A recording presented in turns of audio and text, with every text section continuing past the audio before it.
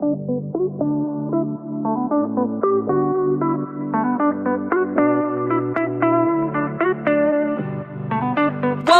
to the Soulfire Podcast, where every day we talk about real life, real shit, real raw. On this show, you can expect us to dive deep into topics like marriage, parenting, money, business, feeling like you want to give up, fighting for yourself, just straight soul healing. This podcast is all about life. Hey there, it's Power Coach Alicia here, your source of fun, funny, exciting, entertaining, and educational life coaching, transformational speaking, and soul healing. We're talking about setting your soul on fire. I specialize in helping women put themselves first without feeling guilty, getting out of their own way, and finding themselves again. No fluff, no hand-holding, no bullshit here, just love, light, and peace as we journey through this thing called life.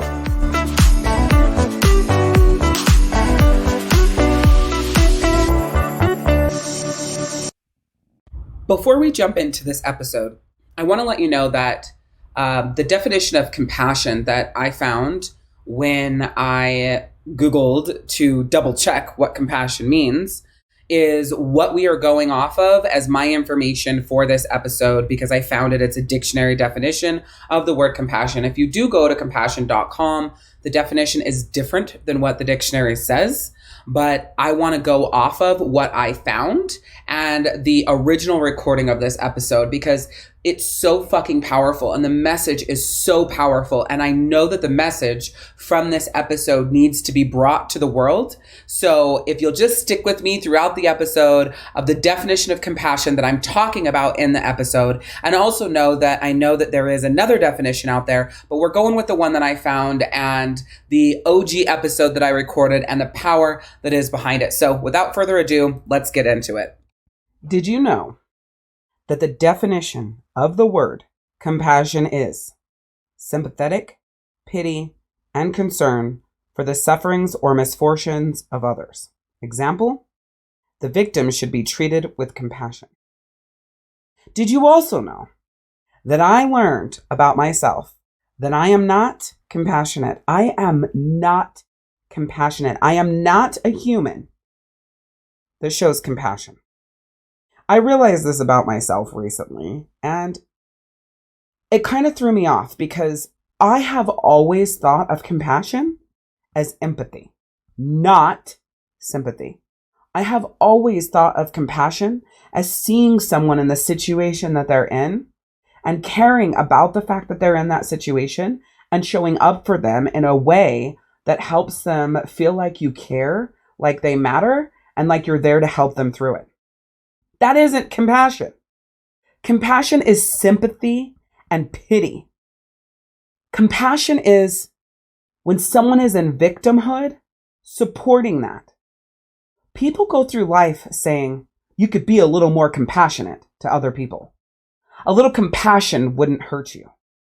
The world needs more compassion. The fuck? No, they don't.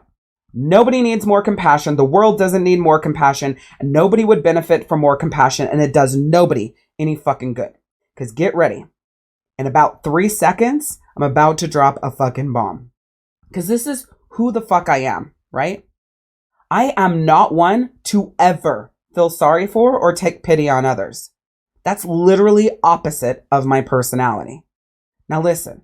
I have a ton of care for what people go through, right? And tragedy, only to a certain extent. And that is all due to my belief system. I do not feel bad for things that others are going through that are their lessons for growth if they take those lessons. I don't take pity on people who choose victim or who are victim of things. Now listen.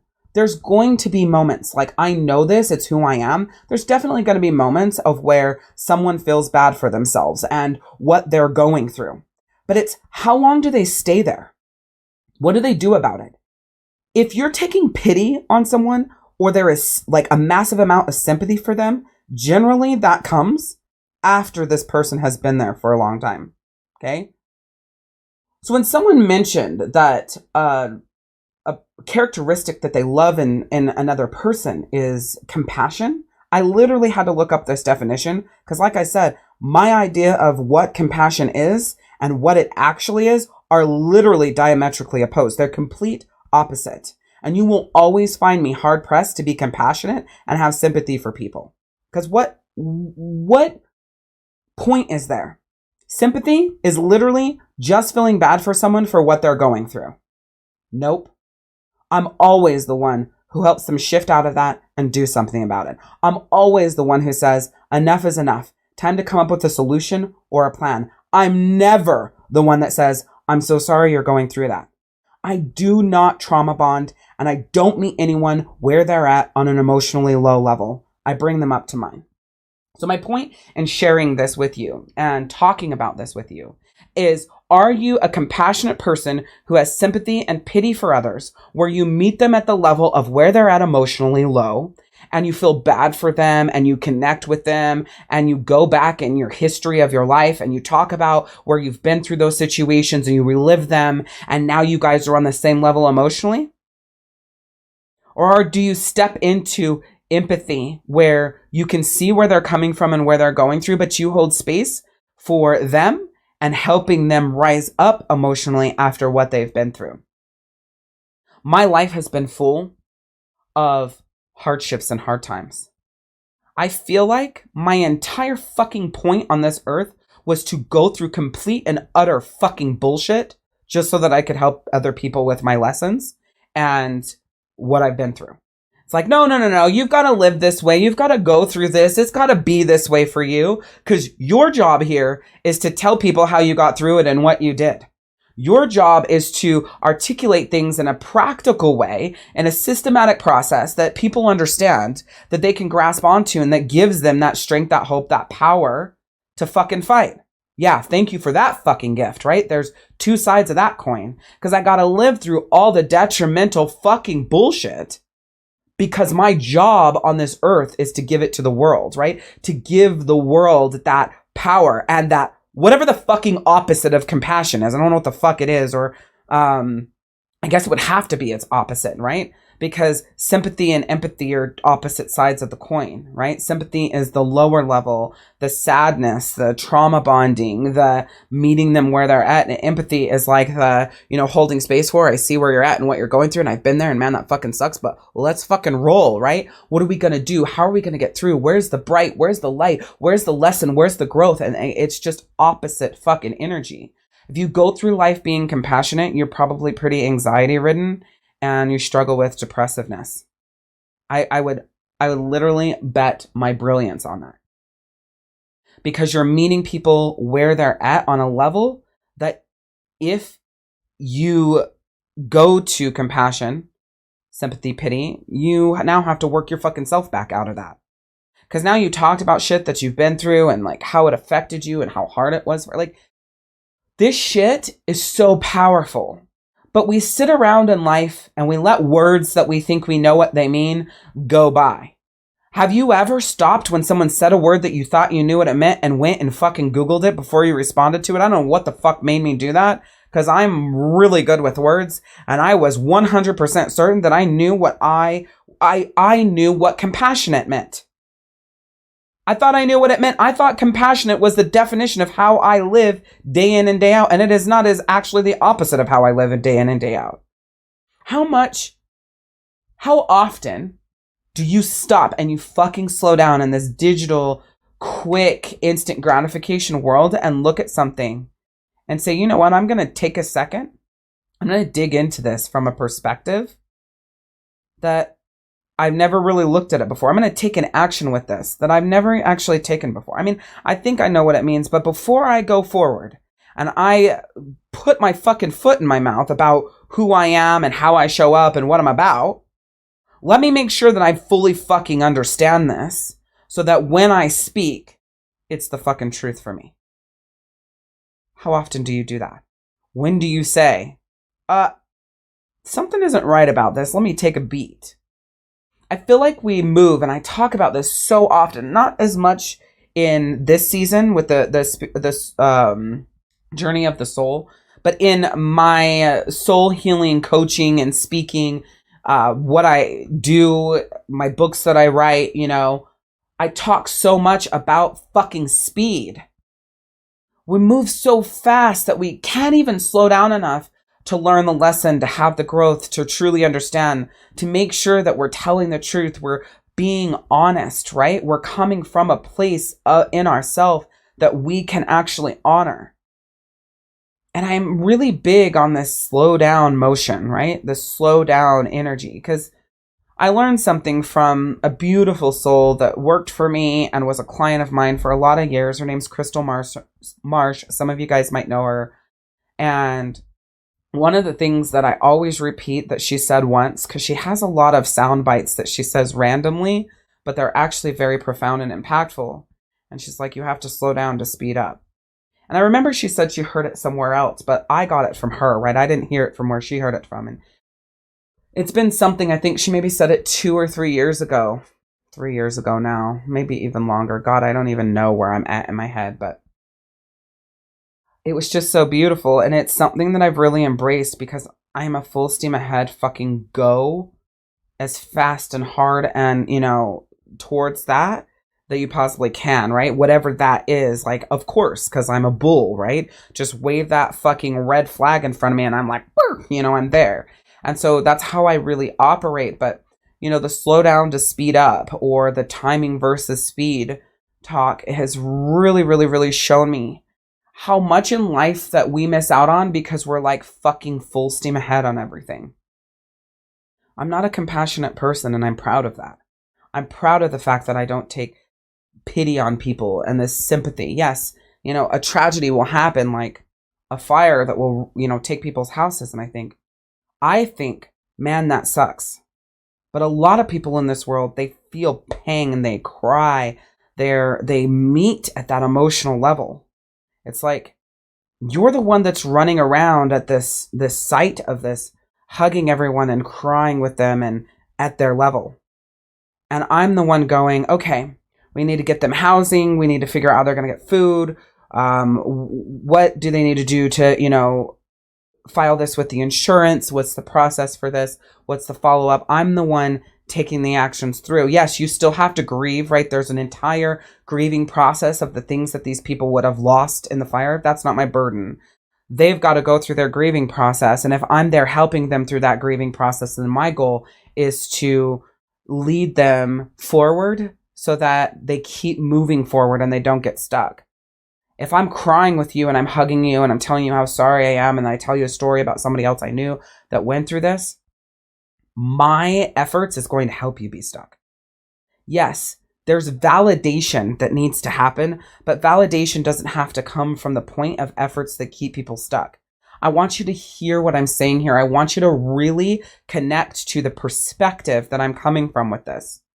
There is way too much of my actions, not my actions, but my as the person's actions, helping the other people or the other person be stuck where they are and validating the pittiness and the sorrow, opposed to saying, you know what, this is fucking hard and it sucks. And I hate that you have to go through this. And I know that you might not see it right now because it feels so heavy and so painful. The growth that your soul needs, the lessons that you absolutely need to learn from this, that next level version of yourself that is meant to come out of this, is why you're going through this. And the only way you're going to learn those lessons, the only way you're going to have that growth, the only way you're going to shift to that next level is if you don't allow yourself to be stuck. So definitely feel your feelings and go through the grieving process of all the things you've lost in the fire, the death of the marriage, the death of the person literally, the death of the person figuratively. So you have to walk away, go through those grieving moments and that process, but don't fucking get stuck.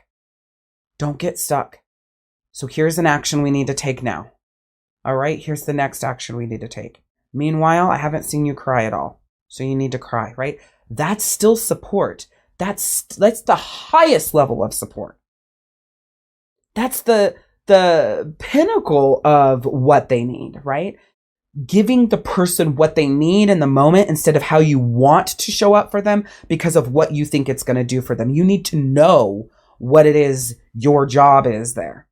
I can hug you and you will feel that love. You will feel how much I care, but I won't cry for you that you lost everything. I won't cry for you that your husband, your dog, your kid died. I won't cry for you. I won't meet you where you are because you're already there. You need me to show and love you through this in a way that helps you get through.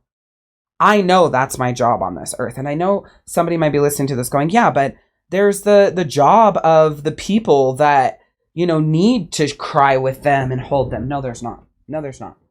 May sound ignorant, but there's not. There's no need to have. It didn't fucking happen to you. And maybe it did happen to you in the past. And if you're crying through it now, maybe it's because you got stuck.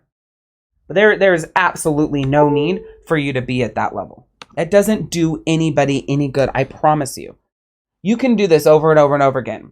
If we stack up and you go through hugging everybody and crying with them and trauma bonding, and I go through just being me, doing what I said I do, right?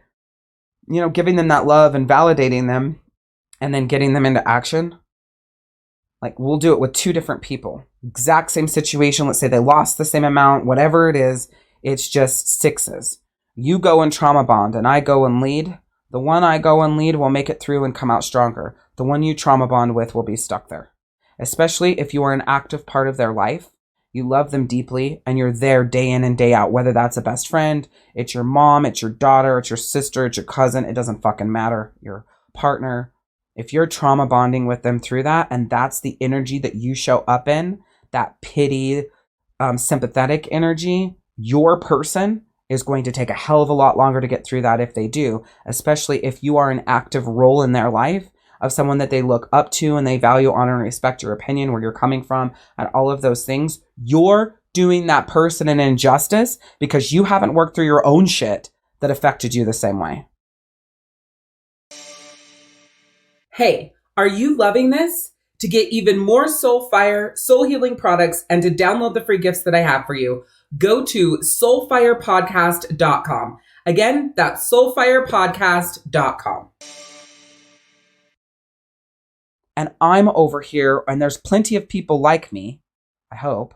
I don't know. I don't meet many of them, but I hope there's plenty of people like me. But I'm over here going, okay, like, I feel you, I see you, I hear you through and through. I can see the pain. I can feel the pain. I hear how hard this is for you, and I get this. Come on, baby, let's go. One leg at a time.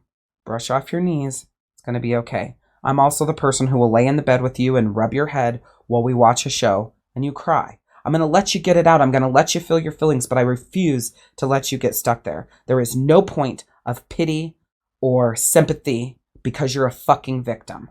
You can literally be a victim, but you don't have to emotionally be a victim. You can be a victim to rape. You can be a victim of abuse. You can be a victim of a fire. You can be a victim of things, but you don't have to define yourself as a victim and live as a victim and be as a victim. And we live in a fucking world where everyone has compassion, sympathy, and pity. So every which way you look, are so many fucking victims that are looking for people to validate their victimness through compassion. Every single one of you have no place in my life. I refuse to live like that. And it's not because I'm better than anybody, right? It's not because I'm perfect at everything and I never get stuck and I never have hard times. It's not because of any of that. It's because I know what's true for growth through. And that's why I'm doing this podcast episode. I didn't even know everything I wanted to say about this. But what I did know is that I wanted this to be an episode because it hit me like a ton of bricks. Like, holy fuck, I'm not a compassionate person. And for a moment, it made me feel like shit. And I was like, wait a second, though. I don't believe in sympathy. I don't believe in pity. And I don't believe in victims, people being a victim by definition, living in victimhood. Just open your eyes to what I'm saying and go around in life and listen to the stories people tell. We had a fire 20 years ago and it ruined everything for us. I'm still not over it. It's still killing me. Yeah, that's because everyone around you felt so fucking bad for you. Nobody said, okay, enough is enough. Let's go. Let's move. This is why I struggle to keep friends. Because I'm not like the rest of the world. I refuse to do that for you. And if you want that for me, we can't be in each other's life. I will love you through this like you've never been loved. I will be here for you and support you like you've never been supported. But I refuse to fucking meet you where you're at and be there with you. No, no, no, fuck that. Feel your feelings and let's go. Feel your feelings and let's go. Feel your feelings and let's go at every single stage. And it's crazy because when I looked at this definition of compassion, I felt bad. And then I had to remember who I was. What if you look at the definition of something, or someone tells you what the definition of something is, and you don't know who the fuck you are? So you buy into that, and now that becomes a truth for you because you didn't ever figure out who you are and what you stand for, what you stand against, what your belief systems are. That's literally the reason why I do what I do, is to give you, to teach you, to show you that if you don't do the work and the connection of you and finding your soul center is what I call it, of the who you are, of the what you stand for, of how you show up, then in these moments of looking up the definition of compassion and reading through that and realizing you're not that, could have just fucking destroyed you. Now you could be sad and feel upset about yourself and feel like you're not a good person. But when you look at it and you know who you are and you know that that's not what you're about, you can take that information and take it to the world. You can take that information and help somebody with it. You can be the difference that this fucking world needs. But you have to make that choice in how you show up and what you do and the knowledge that you have and what you're learning. Are you taking the time to learn the knowledge? Are you slowing down to get the information? You have got to decide who the fuck you are. Because most people just go through life and let all the situations, circumstances, people, places, and things define them. And I go through life going, is that for me? Is that who I am? Is that what I believe in? Is that how I show up? And I don't give a fuck what anybody thinks about who they think I should be. I only give a fuck of who I know I am and what that brings to the world. So when I look at my weaknesses, I'm like, fuck, that brings hurt feelings. That brings someone feeling lesser than of themselves because I'm angry. Okay, that's not okay with me, even though maybe I'm angry because of something they did. So I'm going to work on that anger. Is it anger? Is it hurt? Is it sadness? Am I actually feeling let down? Am I feeling lied to? Am I feeling disrespected? Is it actually anger? Because if I can get to what it really is, then I won't put more hurt and sadness in the world. I will be able to come from a place of helping them understand where I'm coming from. So then maybe that person can help me understand where they're coming from. And now we come to a common ground, and now we can have completeness in the conversation, right? So this isn't about being perfect. It's about asking yourself what you want to, how you want to show up in the world. Like, it's funny because I also am contradicting in some things I say. Like, I don't give a fuck what anybody thinks about me, but I also worked very hard for 11 straight years. Like I said, I've been on this personal development journey for 16 years, but I've worked very hard for 11 straight years to make sure people know the truth about me. So let me explain. I want you to know the truth about who I am. From there, if you decide that you don't like that, you can go fuck off. But what I don't want is to be misunderstood for who I am, and you're making a decision based on that because of how I present to the world.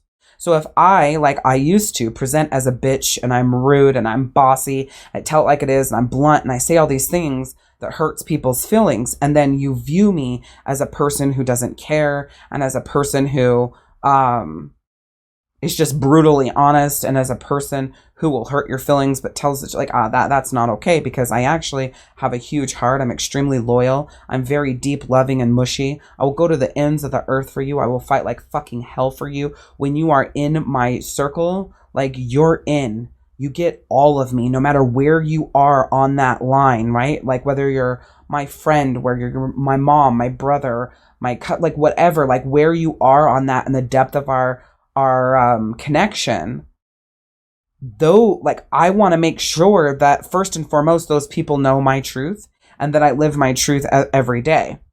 Somebody else hears this podcast episode and goes, fuck, that was rough. She's a fucking bitch. They can kiss my ass. I don't give a fuck that they think I'm a bitch because I don't take pity and I don't do victim and because I don't do sympathy. It's not who I am. So if you don't like that I don't obtain that, I don't care. See what I'm saying? But if you believe something to be true about me because of how I show up in protection of myself, being a bitch or being more rude or being more degrading, that does bother me because my truth is not that. That's my protection mechanism. So That's what I've been working on for the last 11 years to shift and grow, is how I show up and who I am and the truth of me. And then from there, the fucking opinions that you form, I could give a fuck less, right? And it's very hard to get to that point. I definitely used to care a lot about what people thought. I definitely used to be very connected to what people thought about me, and it used to make me cry all the time. And now I'm just like, fuck you. I don't know. Is it getting into my old age not old age, but as I age, I realize that it's just not worth it to me to hold that weight. And you know, it goes both ways for me. When you say something to me that's positive that I already know about myself, it's just a reconfirmation of what I already know. I don't give that any more weight than I give your opinion of me that isn't true. And the reason why is because I already know my truth. Like, if you tell me I'm beautiful, I already know I'm beautiful. I love compliments and they reconfirm what I know. But if you tell me that I'm not beautiful, I don't feel bad. Because I already know what my fucking truth is. If you tell me I'm brilliant, that confirms what I already know. I am fucking brilliant. But if you tell me I don't know anything or that I'm not very smart, you can kiss my ass because I know my truth, right? Like, one is a confirmation of what I already know, and the other just isn't my truth, so it doesn't matter. Yes, I allow the positive to impact me and the negatives to kiss my ass, right? But I only allow them to impact me because they are confirming what I already know, not giving me my belief system. I'll say that again. I only allow them to impact me because they're confirming what I already know. They're not giving me my belief system about me. So when I go back to this person and I say, you know what? Actually, I am not a compassionate person. I need you to know that. So if that's important for the people that you have in your life, probably don't want me around because it actually goes against everything I stand for. That's okay with me. I'm okay for that person to walk away because I know what I'm about. I know what I believe in. I know what I stand for. That's personal power on like the highest level. That's peak personal power. That's what the fuck I'm always talking about. When you have that kind of personal strength and knowing inside of you, it creates a peace and the ability to either recenter or to find your soul center like nothing fucking else. So take away that. People should never be giving you the definition of who you are. They should either be reconfirming what you already know or showing you what you know you don't believe in either, right? Like, it's either what you already know about yourself or what you know about yourself that doesn't connect with you, that isn't part of you. Either way, what people are saying, whether good or bad, is a confirmation of what you already know. So if somebody comes to me and says, man, that was really bitchy. I already knew I was being a bitch, but thank you. I'm not surprised. I never say, oh my God, you thought I was being a bitch? I'm never surprised. And if what I said was diplomatic and I thought a lot through that process and I was direct and I was assertive and I was open and honest and I took time to value that person and see where they're coming from and understand them, and they come back and they felt like it was bitchy, rude, and degrading, like something that happened to me the other day that will probably end up being a podcast episode about who the fuck you are, right? Although this was one, it's probably going to be another one because it's a journey of the soul. And when planets are in retrograde, they bring back past exes, past friends, and things like that. And that's also happened to me. But if I don't know who the fuck I am, they take me completely off my path, right? They can completely destroy me. They can make something true for me that's not true for me. I can allow people in my life that actually deplete my energy and who I am and how I show up. And they can affect me and fuck me up in a way that now I've got to crawl back out from, that I've got to now fight back through from, that I've now got to brush my knees off of because I didn't have my own truth. Everything that everybody says is either a confirmation of, or it is or should be a confirmation, there we go, of what you already know.